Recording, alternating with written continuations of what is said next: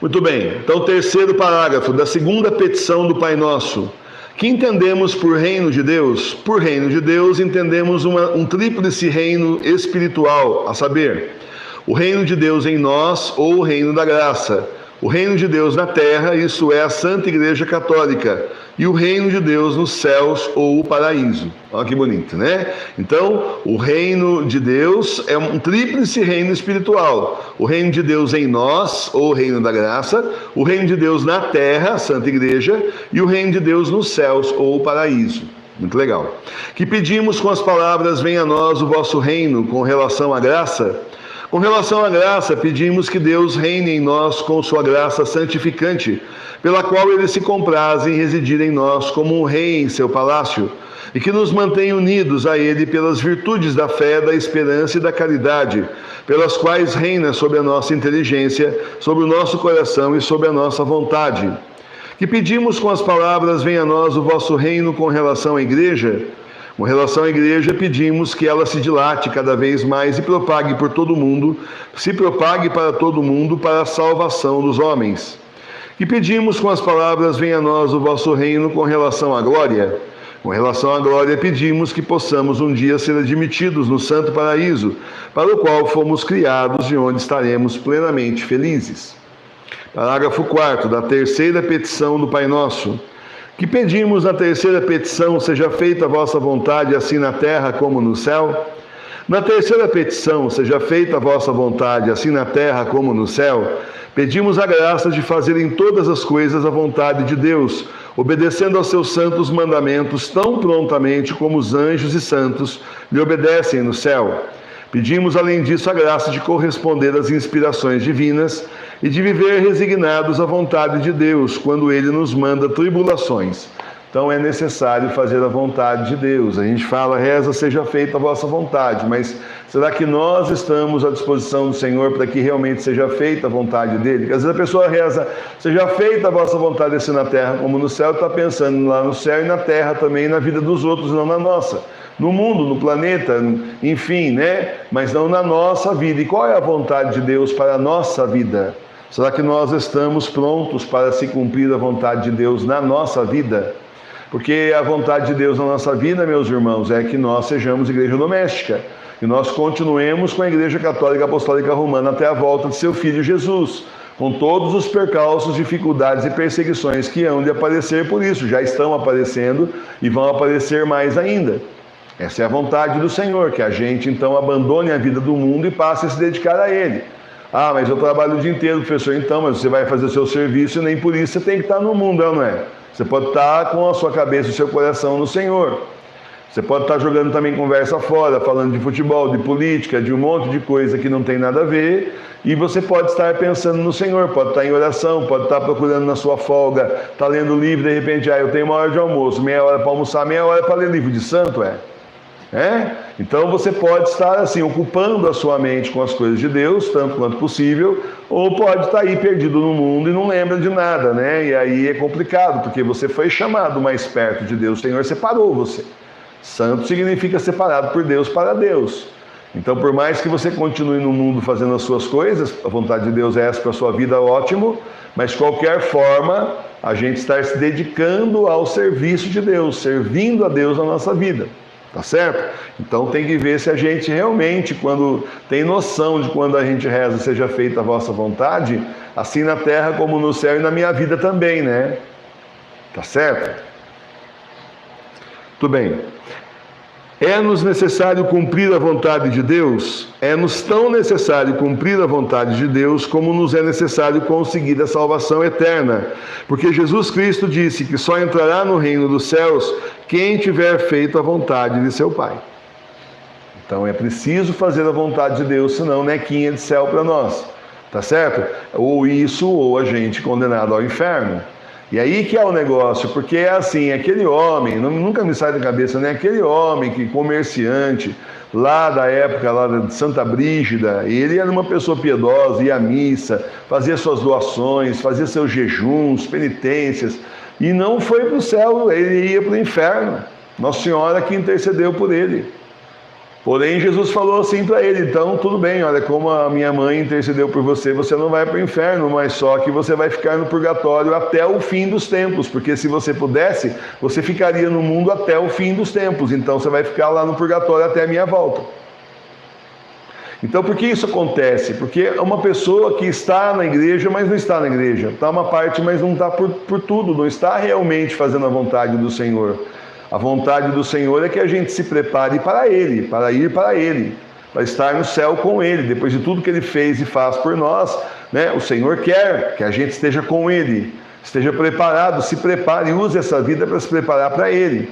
Mas se a pessoa assim, fiz a minha obrigação, o que manda o figurino eu estou fazendo, mas não converte sua alma e não busca a Deus de verdade com todas as suas forças, com todo o seu coração, com toda a sua inteligência, então essa pessoa, na verdade, ela está com um pé lá, um pé cá, um pé no mundo, um pé tentando ir para o céu, não vai chegar lá.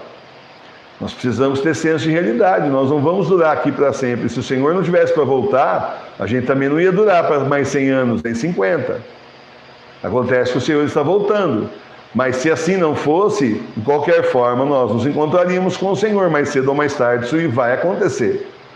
O Senhor pode nos chamar antes da volta dele, de acordo com os planos dele, e pode ser na hora da volta dele. De qualquer forma, a gente vai, essa vida aqui está acabando, você vê que está tudo mudando. Está tudo totalmente mudando. Nós estamos no que eles chamam, a nova ordem mundial chama de novo normal. Nunca mais vai voltar a ser realmente o que já foi. Eles vão só modificando cada vez mais, tá certo?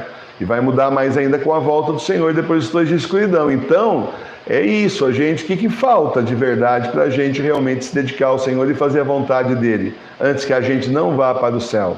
Falta bastante, gente, mais que você imagina. Começa a imitação de Cristo lá, começa a pedir ao Senhor, ao Espírito Santo, ao seu anjo da guarda, Nossa Senhora que te mostre. Falta mais do que a gente imagina. De que maneira podemos conhecer a vontade de Deus a nosso respeito? A vontade de Deus nos é manifestada pelos mandamentos da sua lei e pelos preceitos da sua santa igreja.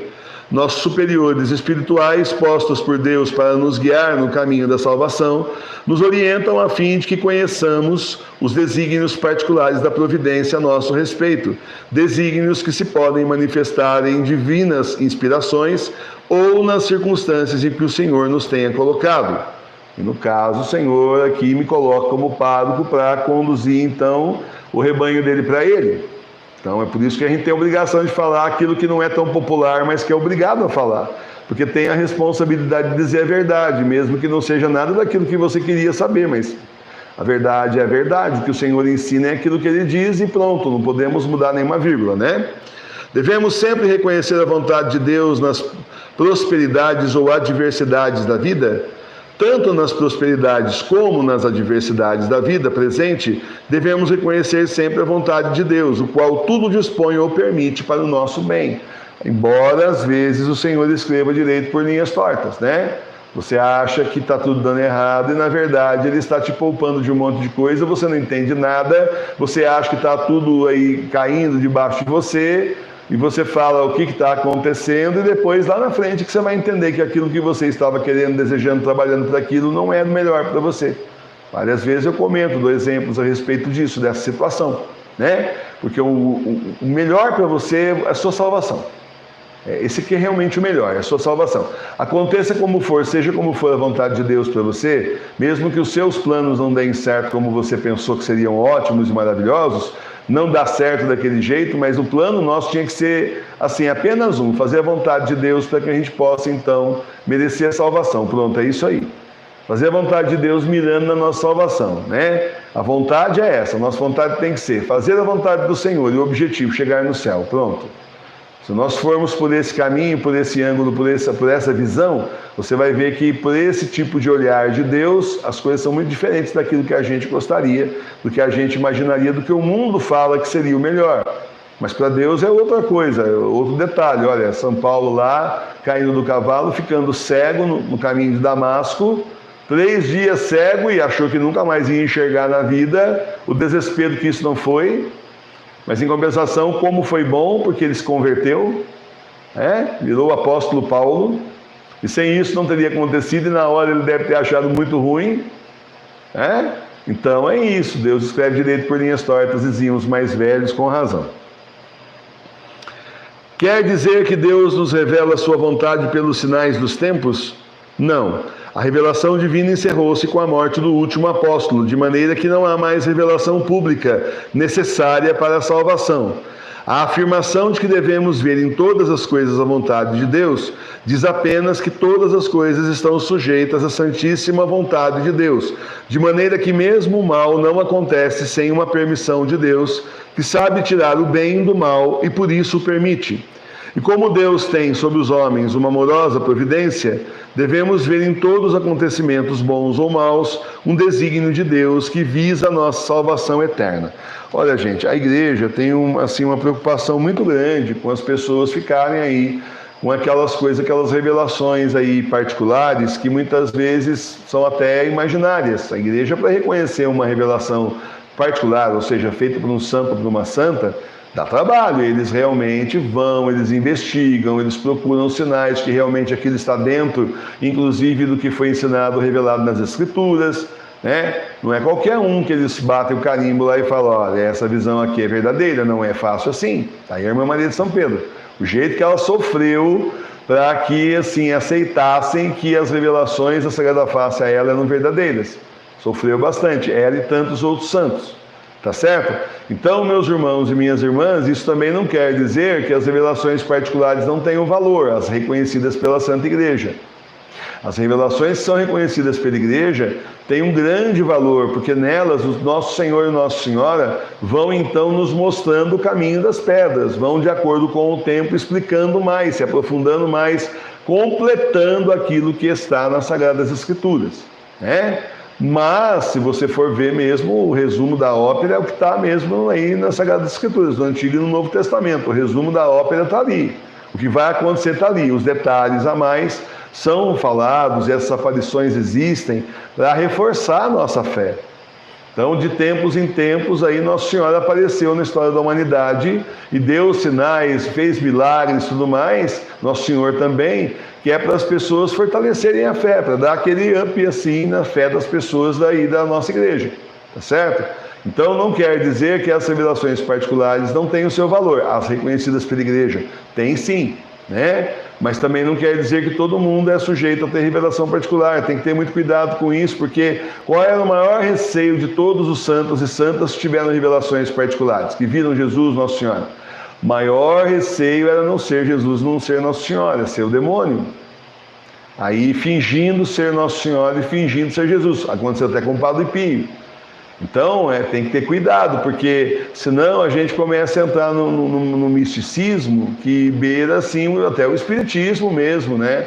Eu conheci, por exemplo, uma mulher que nós tínhamos feito a consagração.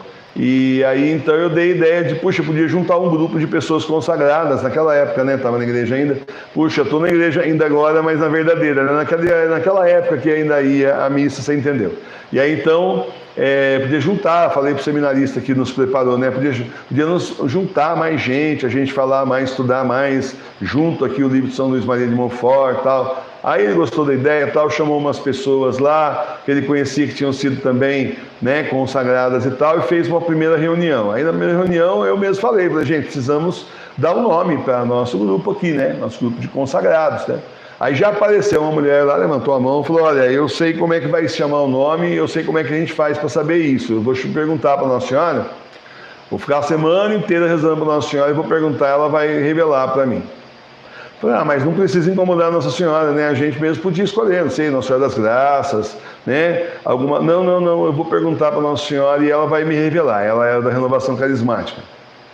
Passou a semana inteira rezando, incomodando Nossa Senhora, para quando chegou no final de semana, ela dizer que Nossa Senhora disse que era Nossa Senhora das Graças.